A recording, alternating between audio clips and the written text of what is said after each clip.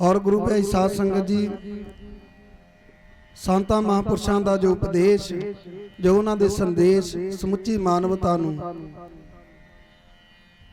जो गुरु रविदास जी महाराज ने अपनी पावन पित्र बाणी दे विच फरमान कीता, रविदास भणे जो जाने सो जान संत अनंते अंतर नाही।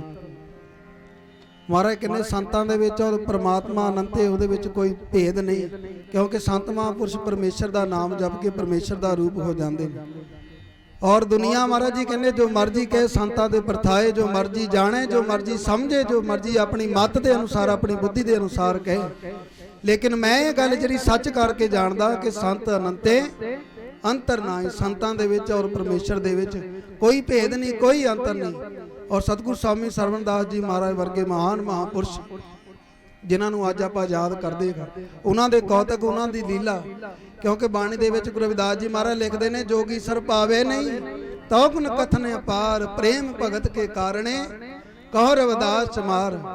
महाराज कहने बड़े बड़ी जोगी जपी तपी सन्यासी आप जी की महिमा का अंत नहीं पा सके, मैं प्रेमा भगती कारण आप जी के गुण गाँदा हाँ, क्योंकि आप दी जो कथा है, आप दी जो महिमा है, आप जी की जो वडियाई है, वो इस जीवा के नाल गाई नहीं जा सकती।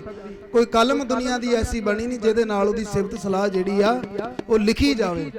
कह रविदास कथ कथा बहु काय करीजै, जैसा तू तैसा तू ही क्या उपमा दीजै। परमेश्वर के नाम की जिहड़ी कथा है वो लिखी नहीं जा सकती, बयान नहीं की जा सकती, क्योंकि जिदा का परमेश्वर है। सतगुरु स्वामी सरवणदास जी महाराज अब पिछे जे दी दास नूं एक गल चेते आ गई, और अक्सर मैं ये गल करदा हुंदा। गुजरात जूनागढ़ की धरती तो संगत आई सी महाराज जी के चरणों के विच, क्योंकि जूनागढ़ की धरती ते गुरु रविदास महाराज जी के नाम का कुंड चलता है, उत्थे मंदिर बनया हुआ है। और महाराज जी भी 2019 दे विच गए सी अगस्त के महीने उस स्थान ते, और उन्होंने मन दे विच डेरा सचखंड बल्लां दे महापुरुषों नूं मिलण दी जगियासा जागी कि जो गुरु रविदास महाराज जी के नाम नूं अगे ले जा रहे ने डेरा सचखंड बल्लां दे महापुरुष ने, आपां उन्हां नूं मिलण वास्ते जाना है। और कोई प्रोग्राम इत्थे उलीकना है, उन्हां दे विच उन्हां नूं बुलाउणा है, उन्हां नूं सदना है, उन्हां दा सन्मान करना है, क्योंकि जिहड़ी लीला गुरु रविदास जी महाराज जी की उत्थे बरताई हुई है जूनागढ़ की धरती ते, और बहुत बड़ी गल है। उत्थों दे विग्यानियां ने खोज की कि जिहड़ा पानी है कित्थों आ रहा थल्लियों।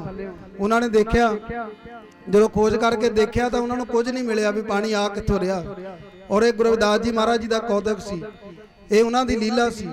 और वो डेरा सचखंड बल्लां वालू जदों चल पे जूनागढ़ की धरती गुजरात तो जदों उन्होंने रास्ता पता लगा तो बल्लां तो सीधे लंघ गए, सीधे ब्यास पिंड नूं चले गए। पहला उन्होंने पता नहीं लगा, उन्होंने देखा नहीं, गेट अंधेरा होने कारण उन्होंने जिहड़ा गेट सी दिखाई नहीं दिता। सवेरे तकरीबन 3 बजे की गल है। और जदों 2014 की गल है, जदों ब्यास पिंड नूं चले गए, उत्थों कोई जग्यासू जन मिलिया, उन्होंने दस्सिया कि तुसीं अगे आ गए हो, और जिहड़ा दरबार है वो पिछे रह गया। और जदों वापस गए दरबार नूं, उन्होंने देखा बल्ला समतपुर का गेट, और गेट के अंदर एंटर किए, और थोड़ी दूर जा करके पिंड शुरू हो गया बल्लां दा।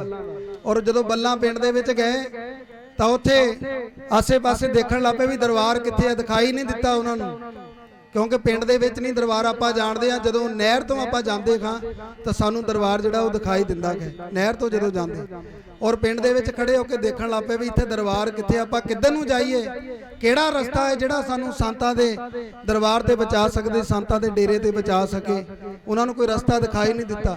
और महाराज सरवणदास जी के चरणों के विच जग्यासुआं ने उन्होंने बेनती की, वो बस करके आए सी, बस दे विच आए सन, कुछ टीचर रिटायर सन, कुछ मुलाजम सन विच।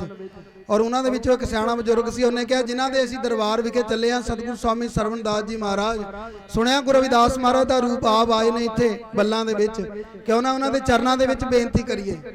जदों महाराज सरवणदास जी के चरणों के विच उन्होंने बेनती की, अर्ज की कि महाराज हुण तुसीं कृपा करो, सानूं कोई रस्ता नहीं दिखाई दे रहा तुहाडे दरबार ते जाण दा। इन्नी देर सी गुरु प्यारी साध संगत जी सतगुरु स्वामी सरवणदास जी महाराज आप उत्थे प्रगट हो गए। और महाराज जी ने उन्होंने ड्राइवर नूं रास्ता दस्सिया कि नहर तो चले जाओ, आजो मैं तुहानूं बल्लां विखे छड्ड के आउंदा। और जदों महाराज जी ने उन्होंने रास्ता दस्सिया ड्राइवर नूं कि नहर तो सीधे जाके जिथे लाइटां जग रही ने वो दरबार है, उन्होंने नहीं पता सी कि सतगुरु स्वामी सरवणदास जी महाराज सानूं लैण वास्ते आए ने। और उन्होंने लंगर पानी छकिया। जदों महाराज दे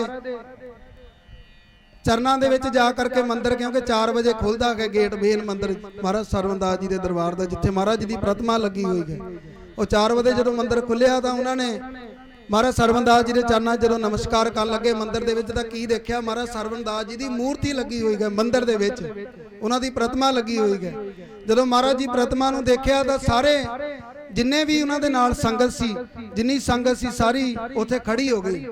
ਔਰ ਖੜੀ ਹੋ ਕਰਕੇ ਜਿਹੜੇ ਸੇਵਾਦਾਰ ਕੋਲ ਖੜੇ ਸੀ ਉਹਨਾਂ ਨੂੰ ਪੁੱਛਿਆ ਕਿ ਇਹ ਜਿਨ੍ਹਾਂ ਸੰਤਾਂ ਦੀ ਮੂਰਤੀ ਲੱਗੀ ਹੋਈ ਹੈ, ਅਸੀਂ ਇਹਨਾਂ ਸੰਤਾਂ ਨੂੰ ਮਿਲਣਾ ਹੈ ਔਰ ਤੁਸੀਂ ਸਾਨੂੰ ਇਹਨਾਂ ਸੰਤਾਂ ਦੇ ਨਾਲ ਮਿਲਾ ਦਿਓ। ਔਰ ਸੇਵਾਦਾਰ ਬੜੇ ਹੈਰਾਨ ਹੋਏ ਵੀ ਇਹ ਤੁਸੀਂ ਆਏ ਕਿੱਥੋਂ। ਪਹਿਲਾਂ ਉਹਨਾਂ ਤੋਂ ਪੁੱਛਿਆ, ਕਹਿੰਦੇ ਅਸੀਂ ਜੂਨਾਗੜ੍ਹ ਦੀ ਧਰਤੀ ਤੋਂ ਆਏ, ਗੁਜਰਾਤ ਤੋਂ। ਔਰ ਉਹ ਸੇਵਾਦਾਰਾਂ ਨੇ ਦੱਸਿਆ ਕਿ ਇਹ ਸੰਤਾਂ ਨੂੰ ਤਾਂ ਤੁਸੀਂ ਮਿਲ ਨਹੀਂ ਸਕਦੇ। ਇਹ ਸਤਿਗੁਰੂ ਸਵਾਮੀ ਸਰਵਨਦਾਸ ਜੀ ਮਹਾਰਾਜ ਨੇ 11 ਜੂਨ 1972 ਨੂੰ ਇਹ ਆਪਣਾ ਸਰੀਰ ਤਿਆਗ ਗਏ ਸੀ। ਔਰ ਜਦੋਂ ਉਹਨਾਂ ਨੇ ਇੰਨੀ ਗੱਲ ਸੁਣੀ ਤਾਂ ਉਹਨਾਂ ਦੇ ਅੱਖਾਂ ਵਿੱਚੋਂ ਅਥਰੂ ਆ ਗਏ। ਔਰ ਜਦੋਂ ਅਥਰੂ ਆ ਗਏ ਤਾਂ ਸੇਵਾਦਾਰ ਪੁੱਛਣ ਲੱਗੇ ਵੀ ਕੀ ਗੱਲ ਹੋ ਗਈ।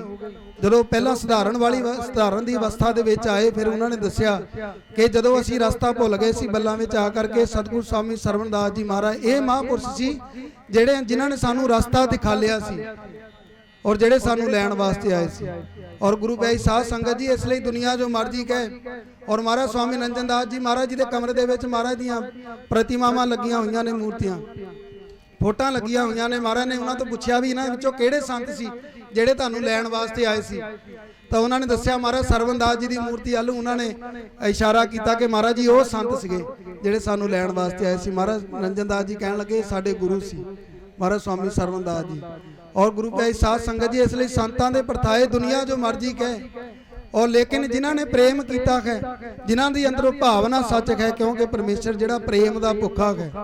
ਔਰ ਮਹਾਰਾਜ ਕਹਿੰਦੇ ਤੁਝੇ ਭਰੋਸਾ ਨਾ ਪੜੇ ਇਸ ਕਾਰਨ ਕੰਗਾਲ, ਰਵਦਾ ਕੇ ਸੰਸਾਰ ਮੇ ਆਪੀ ਕਰ ਤੂੰ ਭਾਲ। ਕਹਿੰਦੇ ਗੱਲ ਯਕੀਨ ਦੀ ਹੈ, ਗੱਲ ਵਿਸ਼ਵਾਸ ਦੀ ਹੈ, ਭਰੋਸੇ ਦੀ ਹੈ। ਜਿਨ੍ਹਾਂ ਨੇ ਪ੍ਰੇਮ ਕੀਤਾ ਹੈ, ਸੱਚ ਕਹੂੰ ਸੁਣ ਲੈ ਸਭੇ ਜਿਨ ਪ੍ਰੇਮ ਕੀਓ ਤਿਨ ਗੀ ਪ੍ਰਭ ਪਾਇਓ। ਕਿਸੇ ਇੱਕ ਕੌਮ ਦੀ ਗੱਲ ਨਹੀਂ, ਇੱਕ ਮਜ਼ਹਬ ਦੀ ਗੱਲ ਨਹੀਂ, ਇੱਕ ਧਰਮ ਦੀ ਗੱਲ ਨਹੀਂ। ਗੁਰਬਾਣੀ ਨੇ ਸਭਨਾਂ ਦੇ ਲਈ ਬਰਾਬਰ ਇਹ ਗੱਲ ਕਹੀ ਹੈ ਕਿ ਜਿਨ੍ਹਾਂ ਨੇ ਵੀ ਪਰਮੇਸ਼ਰ ਦੇ ਨਾਲ ਪ੍ਰੇਮ ਕੀਤਾ ਹੈ, ਉਹਨੇ ਹੀ ਪਰਮੇਸ਼ਰ ਨੂੰ ਪ੍ਰਾਪਤ ਕੀਤਾ ਹੈ।